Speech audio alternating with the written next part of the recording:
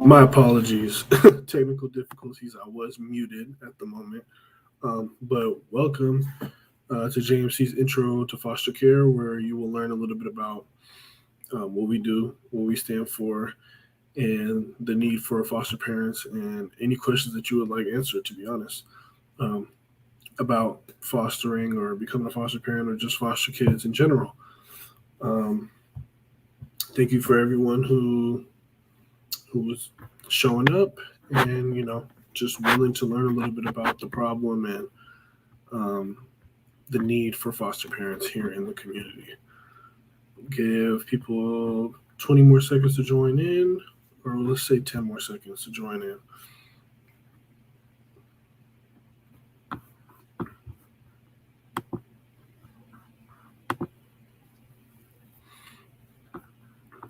All right.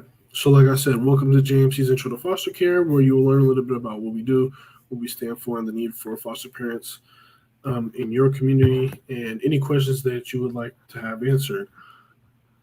Um, for starters, JMC is an organization that focuses on supporting children, primarily within the foster care system.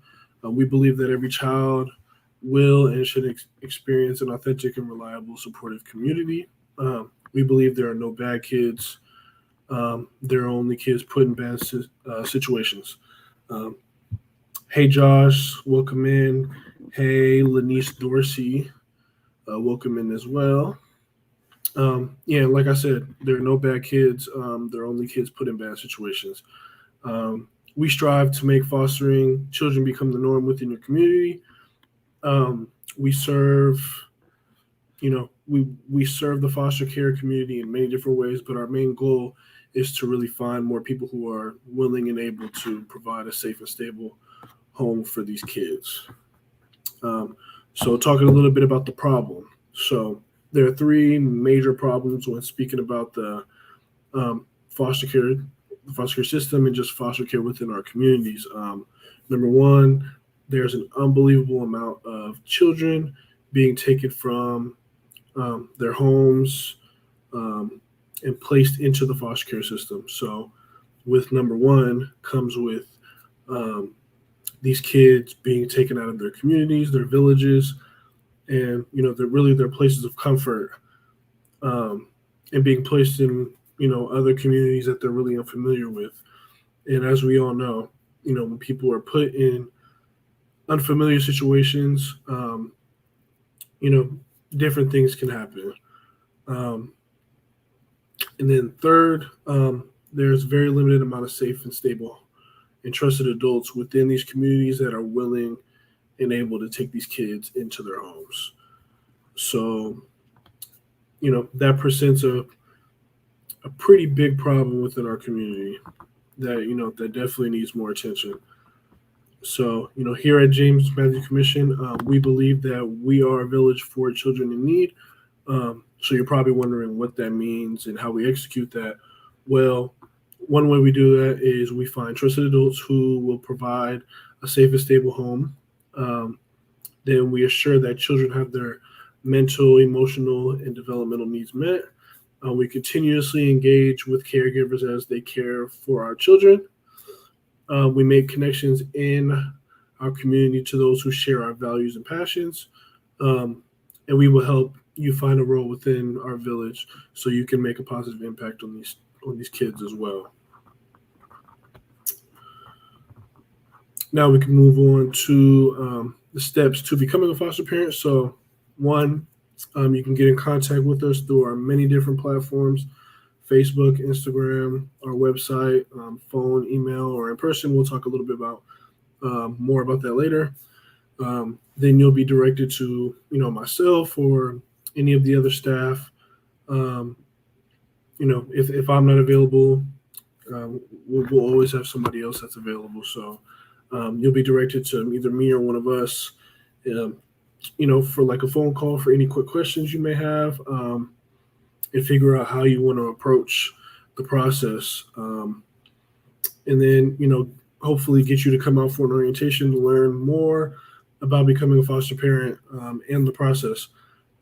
After this, you'll need to fill out a background check and also a pre-application form. and we can start the licensing process to getting you started becoming a foster parent. And like I said, the process is not too hard, it's not too strenuous, and it's not very difficult, to start. Um, like I said, all you got to do is just have the will and the drive to become a foster parent, and the want to help kids and just be able to provide a safe and stable home, and you could be a foster parent. All right, so moving forward, we're moving into the Q&A section.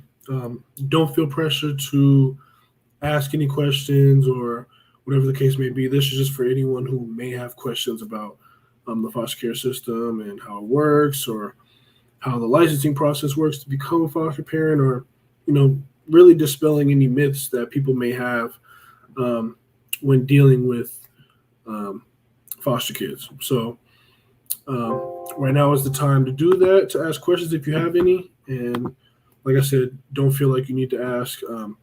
I have some frequently asked questions that are typically brought up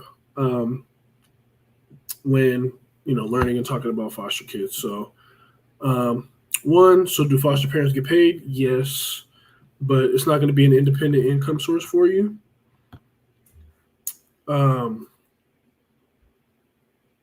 So yeah, you have to have a different primary source of income other than what you get for being a foster parent. Can you make requests on what type of child is placed with you? Yes, we will never push anything on you that you can't handle, and your voice and opinion definitely matters. Give me 1 second. Let me put this charger in. Like I said, at JMC, we're always transparent. So even in the middle of our Facebook Lives, if there's something we got to do, we're always going to be transparent with you. So I did forget to plug in my computer. So let me plug my charger in, and we will get right back to the live.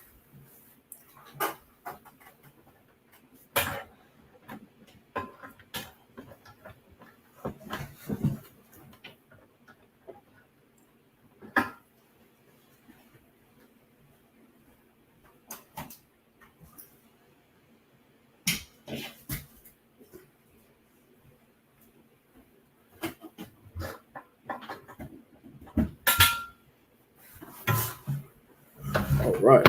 Thank you, everyone, for being so patient. Didn't want my computer to die while we were, talking about this very important point of foster care. So yeah, thank you for your time and for allowing me to fix my hiccup a little bit. But so another question is frequently asked question can be, can you make requests on what type of child is placed with you? So yeah, you can, and we will never push anything on you that you can't handle. And your voice and opinion definitely matters, like I said before. And we'll try as hard as we can to provide you with everything that you're looking for. But at the end of the day, it's about getting these kids put in homes that are safe and stable. And you may not be able to say exactly what kid that you want, that the kid is tall, or that the kid is short, or that the kid does this or that, or this or that, So at the end of the day, we'll try to work with your family dynamic as much as possible. But at the end of the day, we got to do what's best for the kids. So we're definitely going to push that. And we're not going to discriminate between kids. How long does the licensing process take? So we say 75 days is the timeline we would want to fit it into, but it's really up to how motivated you are as a person. And we're there for you every step of the way. So it could take, less time than that or more time, depending on your situation. And if it takes more time, that's okay as well. We understand people are busy and everyone's situation is a little different. Another question, do you have to deal with the biological parents a lot of the time? So this is a very frequently asked question. So yes and no. JMC is a village at the end of the day, and the ultimate goal is to unify these kids back with their families.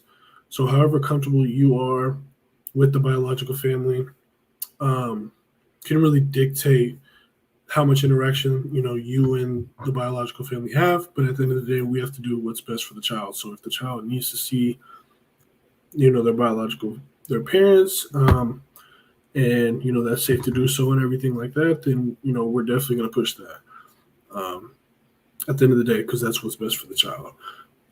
So can a single parent foster? Yes, a single parent can foster. You don't have to be married or anything along those lines, or be in a relationship. You can be single.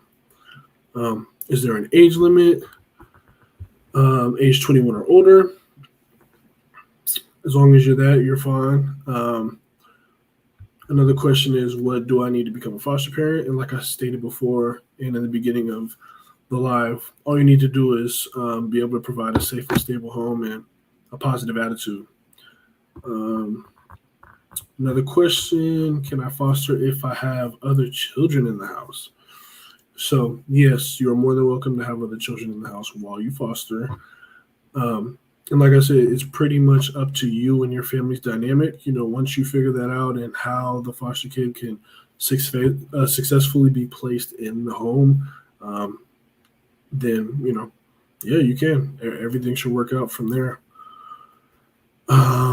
What's the biggest issue within the foster care system? So the biggest problem is the unreal amount of children in need of a home or, in foster care, and the small amount of parents that are, willing to bring these kids into their homes. Marlene Doyle, welcome in. Thank you for stepping in and showing face. We really appreciate that. Another question is, do these kids have insurance? So yes, that's a huge one. The kids do come with their own state medical insurance, which will cover medical, dental, and pharmaceutical needs. So, you don't have to come out of pocket for too much. How do I get started? You can start by getting in contact with myself or anyone else on our team through our JMC website, social media pages, as well as, our emails, phones, and then we can get you started on coming in for an orientation. All right. So, to wrap everything up, we really appreciate everyone who tuned into our live and hope that you are all a little more familiar with, foster care system and foster care in general and the problem that it presents within every community. If anything that we spoke about aligns with your own values, we would love to connect with you and get involved.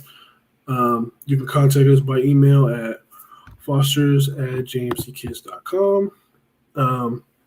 You can also reach myself at ddorsey@jmckids.com. Put that up for you, ddorsey@jmckids.com. And you can also just go to our website, www.jmc.com. Check out what we do, a little bit about everyone. And then you can also reach out to me as well at 253-229-2521. Thank you, James Davis, for joining us today. We just talked a little bit about foster care and the problem that it presents within our community, and how each community really needs a lot more foster parents. So we're going to wrap everything up here. Appreciate everybody for tuning in, and we'll be back here not next week but the following week to learn a little bit about a little bit more about foster care again. I appreciate everybody who tuned in, and have a blessed day. Thank you.